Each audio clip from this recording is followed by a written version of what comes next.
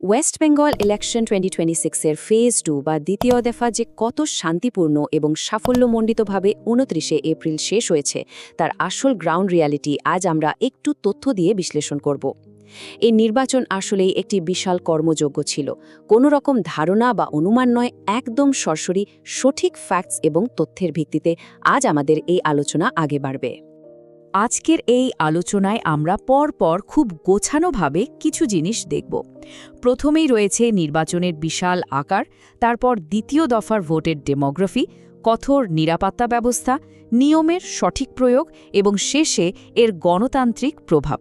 শুরু করছি আমাদের প্রথম বিষয় দিয়ে, দ্য ম্যাসিভ ডেমোক্রেটিক স্কেল। 29 এপ্রিলের এই নির্বাচনের আকার বা ম্যাগনিচিউড আসলে কত বিশাল ছিল সেগুলো তথ্য ছাড়া অনুমান করা আসলেই খুব কঠিন। জাস্ট এই সংখ্যাটার দিকে একটু নজর দেওয়া যাক। 3.22 কোটি, এটাই হলো মোট ভোটার বা ইলেক্টোরেটের সংখ্যা, যারা একটি মাত্র দফায় 142টি অ্যাসেম্বলি কনস্টিটুয়েন্সি বা বিধানসভা কেন্দ্রে অংশগ্রহণ করেছেন। আমরা যদি একটু হিসেব করি তাহলে দেখব এই সংখ্যাটা পৃথিবীর অনেক দেশের মোট জনসংখ্যার চেয়েও বেশি। এবার আমরা যদি ভৌগোলিক বৈচিত্র্য বা জিওগ্রাফির দিকে দেখি, জিনিসটা আরও ইন্টারেস্টিং হয়ে ওঠে। একদিকে রয়েছে ঘন জনবসতিপূর্ণ জোড়াশঙ্ক, যার আয়তন মাত্র 3.48 বর্গ কিলোমিটার, আর অন্যদিকে কল্যাণী, যা 135 বর্গ কিলোমিটার জুড়ে বিস্তৃত। ইলেকশন কমিশনকে এত অসমান এলাকা একই সাথে পরিচালনা করতে হয়, যেটা সত্যি একটি বিশাল ব্যাপার। এবার আসি আমাদের দ্বিতীয় ভাগে, অ্যানাটমি অফ ফেজ 2। এই বিশাল ভোটার বেসের মধ্যে আসলে কারা রয়েছেন, আসুন তার একটা স্পষ্ট চিত্র দেখে নেওয়া যাক। লিঙ্গ অনুপাতে ভোটারদের এই চিত্রটা বিশ্লেষণ করলে সবথেকে বেশি দৃষ্টি আকর্ষণ করে 792 জন থার্ড জেন্ডার বা তৃতীয় লিঙ্গর ভোটারদের অংশগ্রহণ। এটাই কিন্তু একটি সঠিক অন্তর্ভুক্তিমূলক বা ইনক্লুসিভ গণতন্ত্রের আসল চেহারা। বয়সের এই গ্রাফটা দেখাও আসলে খুব দরকার। এখানে স্পষ্ট দেখা যাচ্ছে যে 30 থেকে 39 বছর বয়সী ভোটারদের সংখ্যা সবথেকে বেশি, প্রায় 73.5 লাখ, যেখানে 18 থেকে 19 বছরের নতুন যুবা ভোটার রয়েছেন প্রায় 4.12 লাখ। মানে বিশাল একটা অংশ হলো যারা অলরেডি বেশ কিছু বছর ধরে ভোট দিচ্ছেন তাদের। কিন্তু এই স্লাইডের তথ্যগুলো আসলেই মানবিক এবং ছুঁয়ে যাওয়ার মতো। আমরা যদি দেখি 3,243 জন এমন ভোটার রয়েছেন যাদের বয়স 100 বছরেরও বেশি, এবং 8,845টি পোলিং স্টেশন রয়েছে যেটা সম্পূর্ণভাবে মহিলারা পরিচালনা করছেন। এটা শুধু একটি স্ট্যাটিস্টিক্স নয়, এটা সত্যিই প্রশংসনীয় এবং নারী ক্ষমতায়নের একটি বড় প্রতীক। তৃতীয় ভাগে আসি, সিকিউরিং দি ইলেকশন। এত বড় আয়োজন, কিন্তু একে শান্তিপূর্ণ রাখা হয় কিভাবে? নির্বাচনের নিরাপত্তা কিভাবে নিশ্চিত করা হয় সেটা এবার আমরা বুঝে নেব। 41,001, এটা কোনো সাধারণ নাম্বার নয়।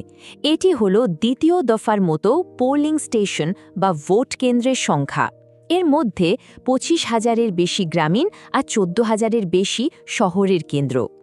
এক রাতের মধ্যে প্রয়োজনীয় সিকিউরিটি সহ এতগুলো কেন্দ্র সাজিয়ে তোলা আসলে একটা নিরাপদ ছোটখাটো শহর তৈরি করার সমতুল্য। আর নিরাপত্তার বলয় কতটা কঠোর ছিল তার প্রমাণ এই কথাগুলো থেকেই পাওয়া যায়। ভোটিংয়ের আগেই 389টি বেআইনি অস্ত্র, 598টি কার্ট্রিজ, প্রায় 219 কিলোগ্রাম বিস্ফোরক এবং 1,334টি বম জব্দ হয়েছে। পাশাপাশি 41,000-এর বেশি লাইসেন্সড অস্ত্র জমা নেওয়া হয়েছে। এটাই হলো কঠোর মাল্টিলেয়ার্ড সিকিউরিটি স্ট্র্যাটেজির বাস্তব ছবি। এর মধ্যে একটা খুবই স্পেসিফিক এবং মেজর অপারেশনের কথা না বললেই নয়। 26 এপ্রিল মালদার কালিয়াচাকে পুলিশ একটি অপারেশন চালায়, যেখান থেকে 4.8 কেজি ব্রাউন সুগার উদ্ধার হয়, যাহার আনুমানিক মূল্য প্রায় 9.6 কোটি টাকা। সুতরাং বোঝাই যাচ্ছে যে সিকিউরিটি ফোর্স যে কত অ্যালার্ট ছিল এবং নিরাপত্তার জাল কত দূর বিস্তৃত ছিল। এবার আমরা চলে আসি চতুর্থ ভাগে, এনফোর্সিং দ্য রুলস। প্রশাসনিক দিক থেকে একটি ইলেকশনকে ফ্রি অ্যান্ড ফেয়ার বা স্বচ্ছ করার জন্য যে কঠোর নিয়ম পালন করতে হয় তার দিকে একটু নজর দেওয়া যাক। এখানে সবথেকে গুরুত্বপূর্ণ রোল প্লে করে মডেল কোড অফ কন্ডাক্ট বা এমসিসি। এটা হলো ইলেকশন কমিশনের এমন একটা নির্দেশিকা যা সবাইকে একটা সমান প্লেইং ফিল্ডে নিয়ে আসে।